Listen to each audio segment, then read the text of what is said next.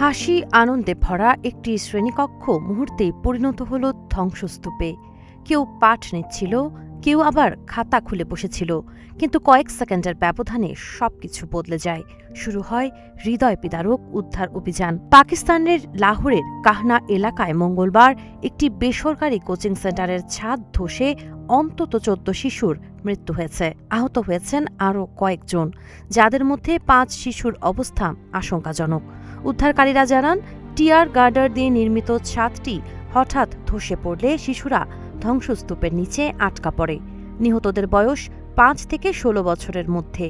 উদ্ধার অভিযান শেষে পুলিশ বাড়ির মালিক ও নির্মাণ কাজের সঙ্গে সংশ্লিষ্ট এক ঠিকাদারকে হেফাজতে নিয়েছে। অবহেলার প্রমাণ মিললে কঠোর ব্যবস্থা নেওয়ার ঘোষণা দিয়েছে প্রশাসন।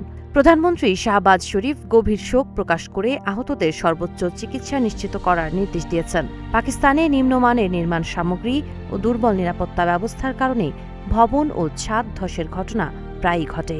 সাম্প্রতিক বছরগুলোতে এমন দুর্ঘটনায় বহু মানুষের প্রাণহানি হয়েছে।